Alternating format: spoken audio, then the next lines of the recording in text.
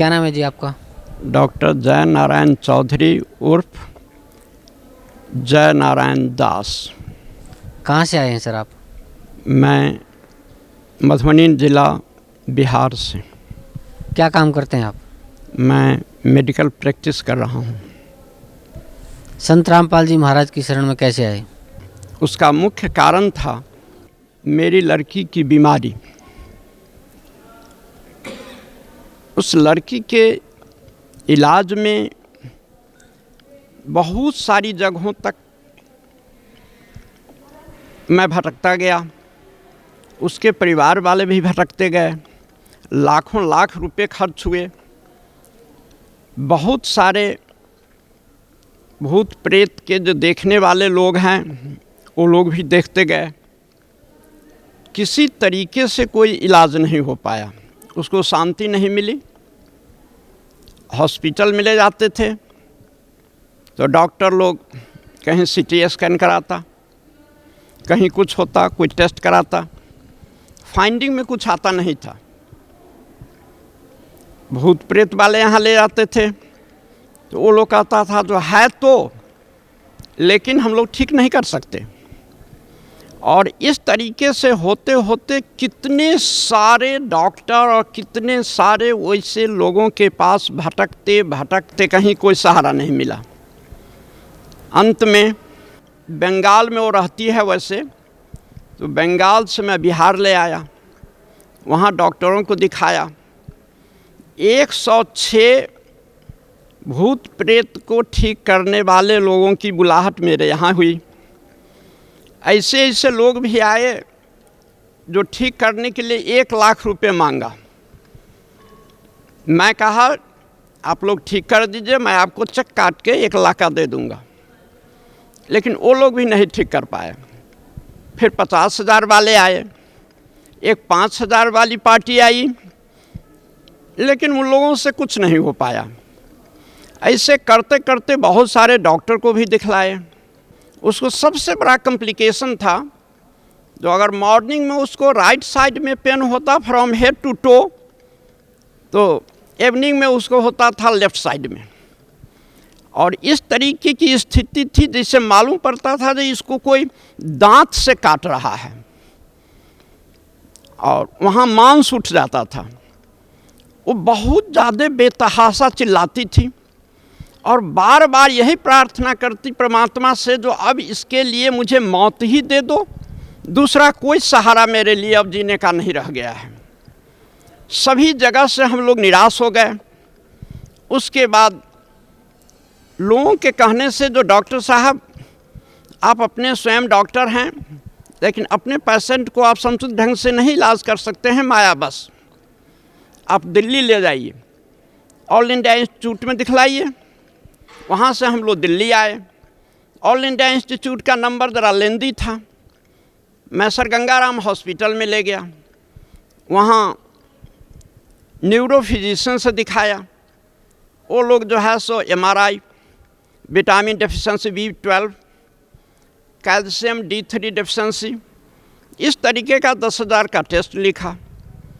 तीसरे दिन रिपोर्ट मिला, उसमें कुछ भी नहीं मिला। वो डॉक्टर जब हम लोग तीसरे दिन उसके पास में गए तो सीधे हाथ जोड़ लेता है, कहता है ये मेरे बस से फाजिल की चीज़ है, अब इसके लिए कोई दूसरा सहारा आप ढूंढें। उसके बाद दिल्ली में कुछ आदमी कहा जो आप बालाजी मेहदीपुर ले जाइए, वहाँ आपकी लड़की की बीमारी का पूरा इलाज हो जाएगा, किसी भी कारण से कुछ होगा वो ठीक हो जाएगी। उसके बाद हमारे रिलेटिव को वहाँ AC कार है, हम लोग उसी कार से मेहदीपुर गए। वहाँ बड़ी लंबी भीड़ थी, बड़ी लंबी कतार वहाँ लगी हुई थी, लगभग 25-30 हज़ार लोग थे। हम लोग सोचे जो ऐसे तो काम नहीं चलेगा, तो VIP कोटे में जाकर के हम लोग गए।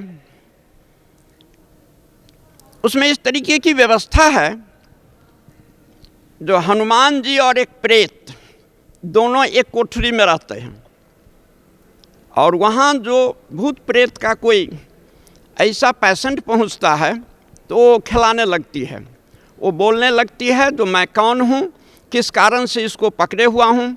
लेकिन मेरी लड़की के शरीर का कुछ भी हिस्सा, कुछ भी हिल डोल कुछ नहीं हुआ।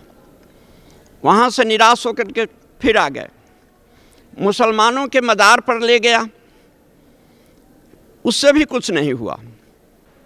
और इस दरमियान हम लोग उसको 500 बोतल पानी चढ़ाए थे 4-5 महीने में, 1500 इंजेक्शन्स लगे थे। और ऐसा इंजेक्शन्स लगा था जिसमें एक इंजेक्शन के एफिकेसी का पीरियड है उसको 8 आवर्स।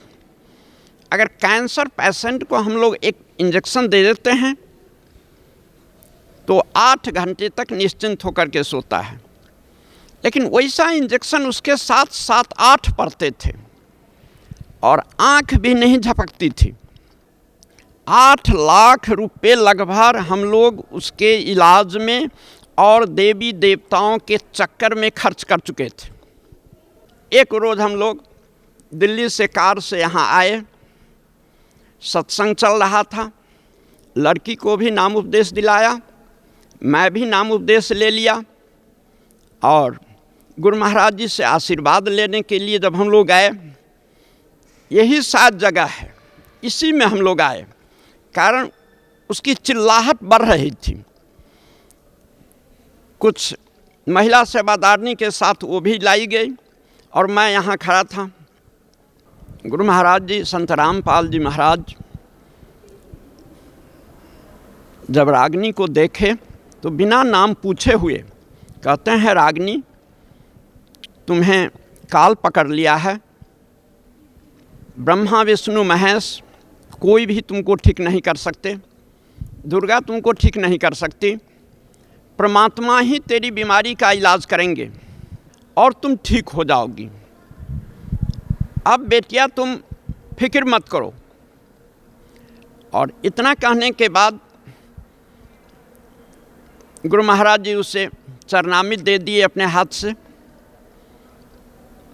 और फिर उसके बाद जहाँ मैं खड़ा था, मैं प्रार्थना करने के लिए खड़ा हो गया। कहा, गुरु महाराज जी मेरी बच्चियाँ आई है, बहुत जगहों से घूम कर के आई है, कोई सहारा इसको नहीं मिल रहा है, आप इस पर कृपा करें।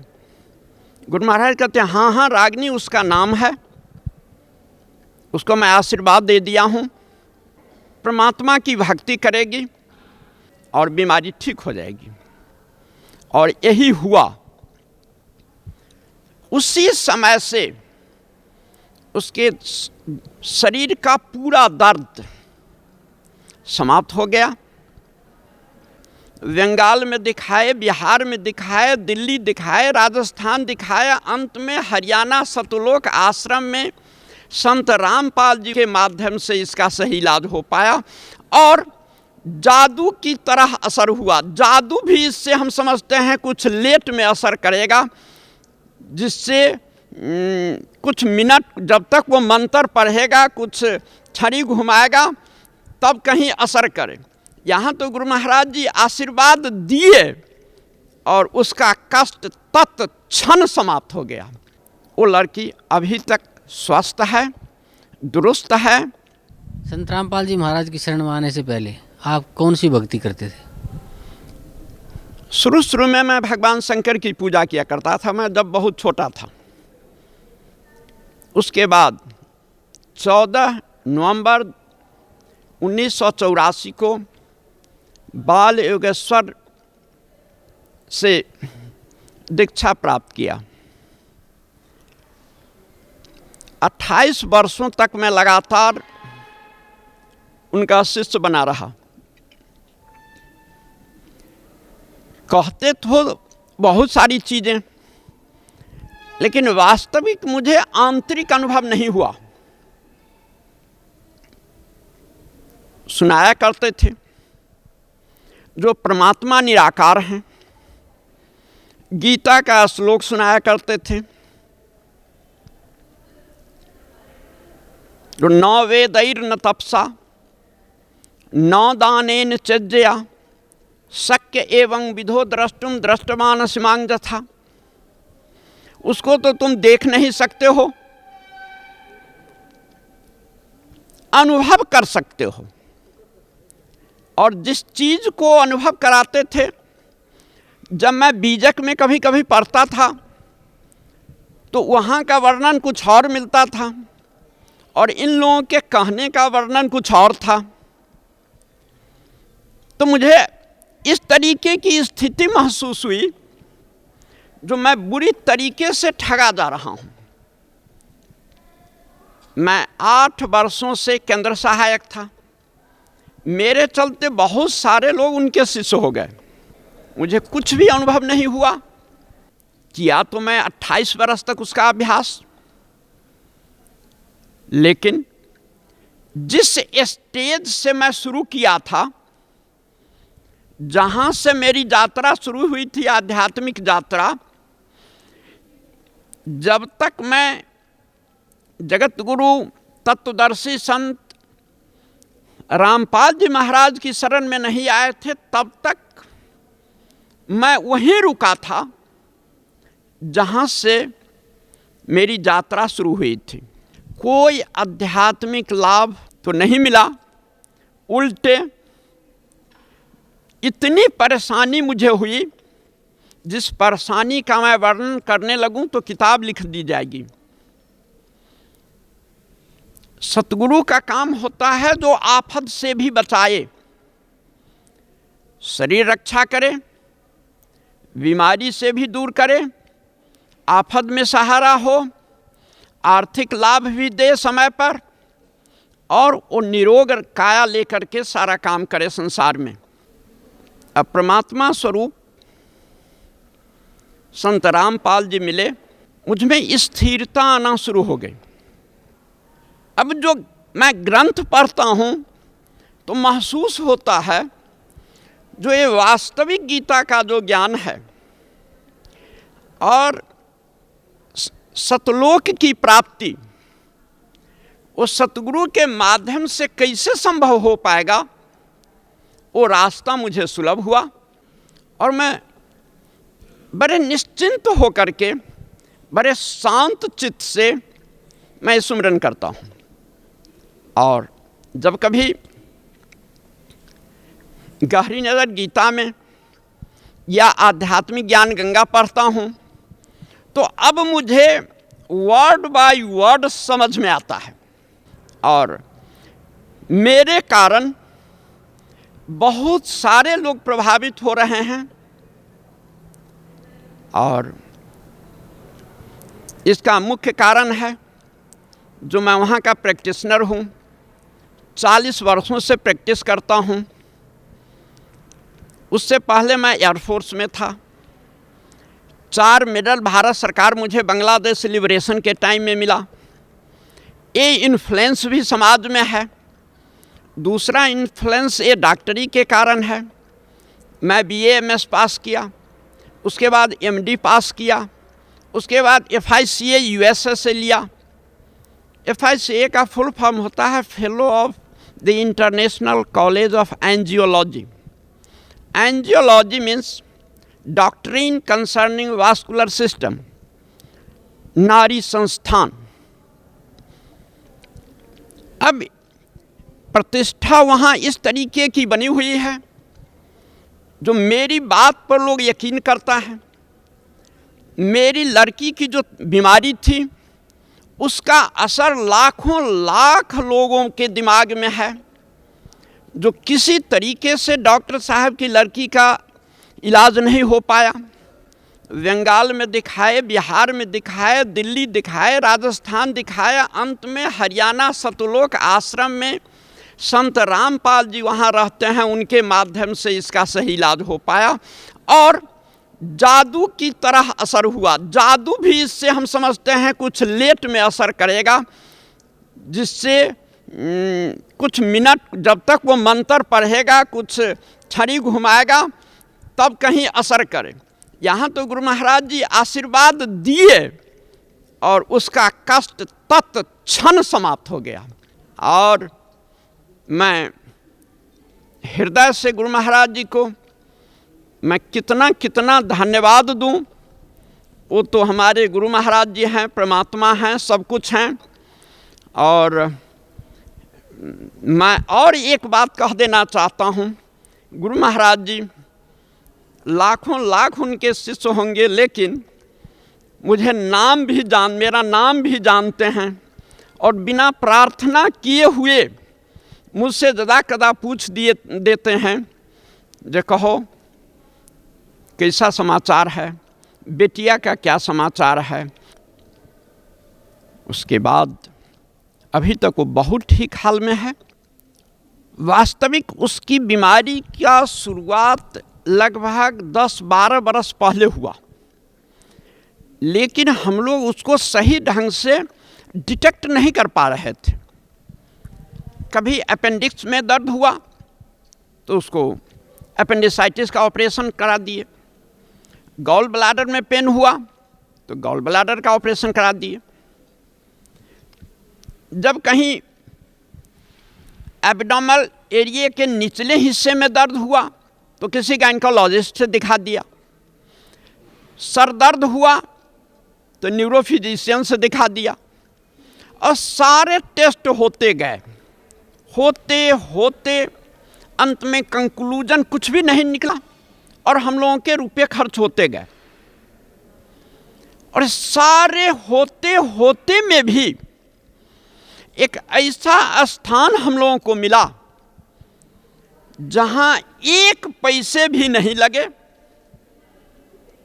मुफ्त में भोजन मिला, मुफ्त में रहने की व्यवस्था हुई, और ऐसा प्यार मिला जो इसको मैं शब्दों से व्यक्त नहीं कर सकता हूं। ऐसे तो मुझे कोई संबंधी भी हम लोगों से इतने अपनापन के साथ वो लोग नहीं बातचीत करते हैं जितने अपनापन के साथ गुरु महाराज जी सहृदयता पूर्वक हम लोगों से बातचीत करते हैं। और